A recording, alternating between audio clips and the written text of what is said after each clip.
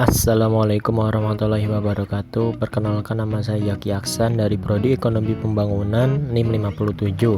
Di sini saya akan menjelaskan pemikiran-pemikiran dari tokoh ekonomi Islam dalam mata kuliah Islam dan Ekonomi. Di sini saya akan menjelaskan tentang biografi Muhammad Umar Kapra.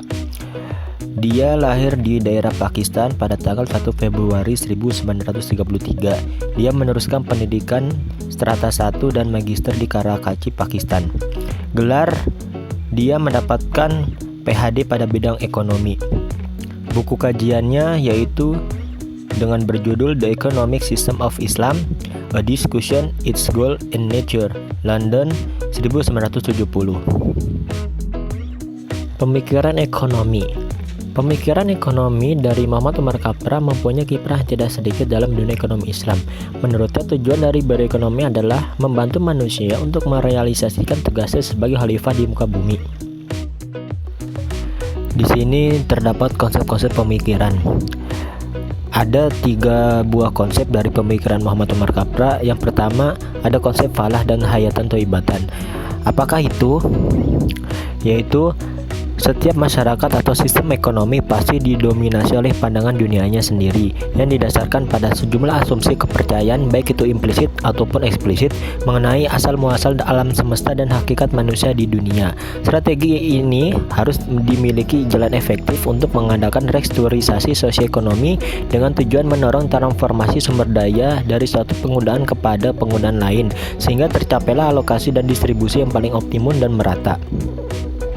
Yang kedua, ada sistem ekonomi pembangunan Islam, di mana sistem ini terdapat beberapa konsep. Yang pertama, penyaringan yang merata atas klaim yang berlebihan. Selain mekanisme harga, Islam menawarkan moral sebagai filter untuk mengubah skala preferensi manusia supaya mengikuti prioritas-prioritas sosial.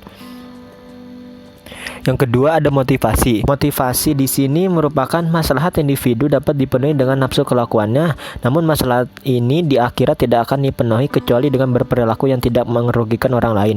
Gagasan mengenai pertanggungjawaban di hadapan Allah dapat menjadi motivasi kuat di dalam individu untuk mematuhi nilai moral dan mencegah mereka mengikuti nafsu melebihi atas norma Islam dan norma kesejahteraan. Yang ketiga, ada restrukturisasi sosioekonomi. Di sini bertujuan untuk menciptakan situasi yang kondusif bagi penerapan nilai-nilai tersebut. Yang terakhir, peran negara diciptakan untuk merestrukturisasi ekonomi tersendiri. Yang ketiga, ada sistem perbankan dan lembaga keuangan syariah.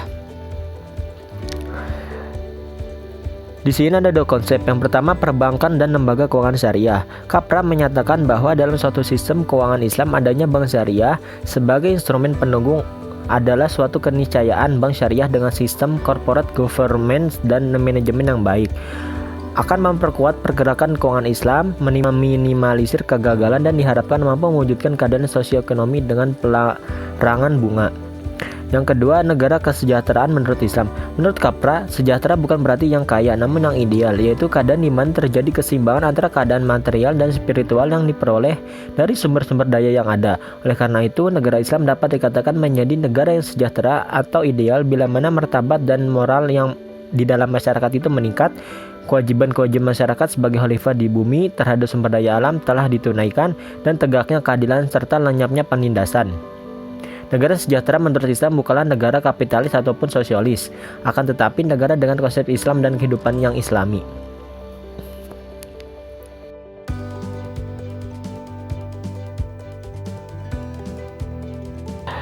Yang selanjutnya ada siklus Kapra. Di sini ada 6 poin. Yang pertama, ada pembangunan, keseluruhan variabel, keadilan, variabel syariah, sosioekonomi, dan demografi politik. Yang pertama, ada pembangunan. Pembangunan di sini mengacu kepada pembangunan manusia seutuhnya sehingga masing-masing dapat memperkaya satu dengan yang lainnya. Sehingga pembangunan di sini dapat memberikan kontribusi terhadap kesejahteraan atau kebahagiaan masyarakat. Yang kedua, keseluruhan variabel. Hal ini merupakan tidak hanya menjamin kelangsungan kehidupan bermasyarakat, tetapi juga kemajuan peradaban. Pembangunan tidak akan terlaksana tanpa adanya keadilan. Keadilan yang dimasukkan di sini bukanlah dalam pengertian ekonomi yang sempit, tetapi pengertian keadilan yang lebih luas dalam sistem aspek kehidupan manusia. Yang kedua ada keadilan. Keadilan di sini merupakan kebebasan untuk menentukan tindakan apa yang diinginkan oleh seseorang dan pencegahan terhadap kejahatan dan ketidakadilan dalam bentuk apapun. Yang keempat ada variabel syariah. Variabel syariah di sini mengacu kepada nilai-nilai dan lembaga aturan perilaku yang membuat masyarakat bersedia untuk memenuhi kewajiban mereka terhadap sesama dan mencegah perilaku sosial yang menyimpang. Yang kelima ada sosioekonomi. Sosioekonomi di sini harus menjamin kesejahteraan masyarakat dengan menyediakan lingkungan yang sesuai untuk aktualisasi pembangunan. Yang terakhir ada demografi politik. Demografi politik di sini adalah penduduk yang nyaman dan kondisi politik yang kuat atau lemahnya tergantung terhadap penguasa politik yang berhasil untuk mewujudkannya.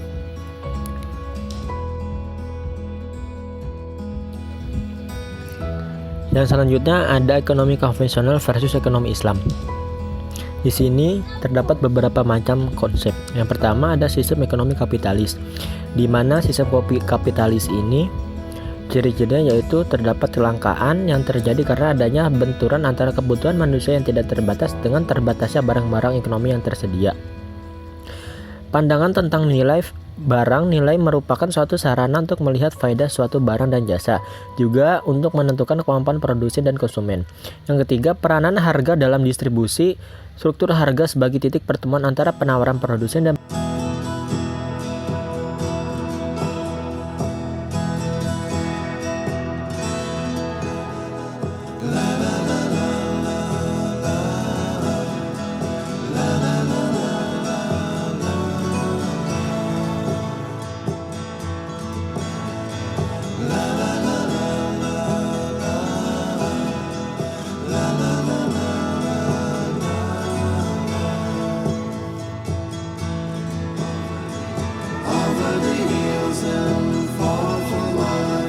She's waiting for love to be realized. I'll send her my heart covered as a gift, and hope that you'll take it into her side. La la la la la la la la la la.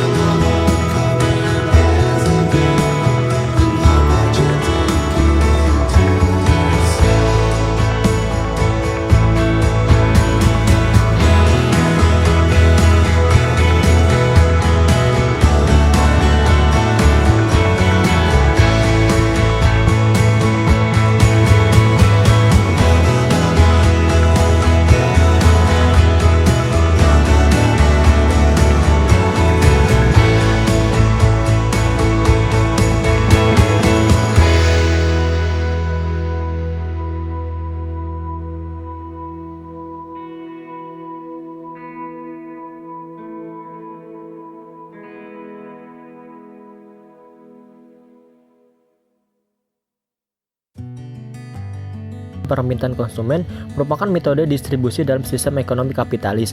Pertemuan antara tingkat harga yang berlaku di pasar dengan keputusan konsumen untuk membeli barang dan jasa merupakan sarana penyaring mana barang yang laku dan tidak laku. Yang kedua ada sistem ekonomi sosialis, di mana sistem ekonomi sosialis ini diatur oleh negara. Dalam sistem ini, jalannya perekonomian sepenuhnya menjadi tanggung jawab negara atau pemerintahan pusat. Sistem ekonomi sosialis banyak diterapkan di negara-negara Eropa Timur yang pada umumnya menganut paham komunis. Yang ketiga ada sistem ekonomi campuran. Sistem ekonomi campuran merupakan penggabungan antara campuran antara sistem ekonomi liberal dan sosialis. Dalam sistem ini pemerintahan bekerja sama dengan pihak swasta dalam menjalani kegiatan perekonomian. Sistem ini banyak diterapkan di negara-negara yang sedang berkembang. Yang kedua, ekonomi Islam. Konsep-konsep ini terdapat beberapa macam. Yang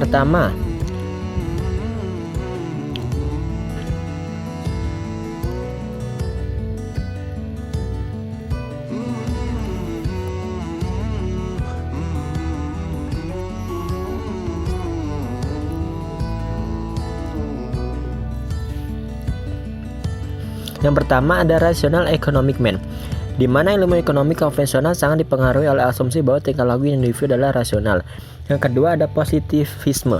Para ulama telah meyakini bahwa Quran dan Sunnah telah menjelaskan bahwa seluruh sumber daya adalah amanah dari Allah Subhanahu wa taala dan manusia diminta pertanggungjawabnya, manusia hanya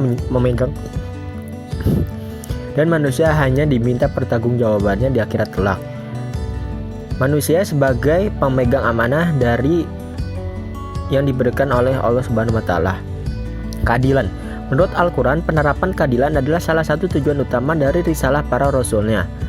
Harun ar-Rasyid mengatakan bahwa memperbaiki kesalahan dengan menegakkan keadilan dan mengikis keadilan akan meningkatkan pendapatan pajak, mengeskalasi pembangunan negara, serta akan membawa berkah yang menambah kebajikan di akhirat.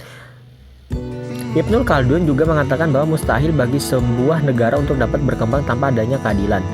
Pareto optimum. Dalam Islam, penggunaan sumber daya yang paling efisien diartikan dengan maqasid. Setiap perekonomian dianggap telah mencapai efisiensi yang optimum bila telah menggunakan seluruh potensi sumber daya manusia dan materi yang terbatas, sehingga kualitas barang dan jasa dapat maksimum dan juga dapat memuaskan kebutuhan. Efisiensi di sini di dalam ekonomi konvensional adalah penggunaan modal seminimal mungkin untuk mendapatkan hasil yang semaksimal mungkin. Yang terakhir ada intervensi negara. Al-Mawardi telah mengatakan bahwa keberadaan sebuah pemerintahan yang efektif sangat dibutuhkan untuk mencegah kezaliman dan pelanggaran. Nazam al-Mulk menyebutkan bahwa tugas dan tanggung jawab negara atau penguasa adalah menjamin keadilan dan menjalankan segala sesuatu yang penting untuk meraih kemakmuran masyarakat luas.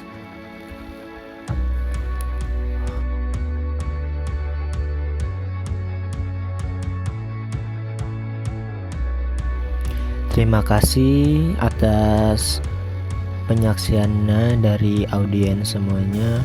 Apabila ada salah kata baik disengaja maupun tidak sengaja dari saya terkait pembahasan kali ini, mohon maaf. Wassalamualaikum warahmatullahi wabarakatuh.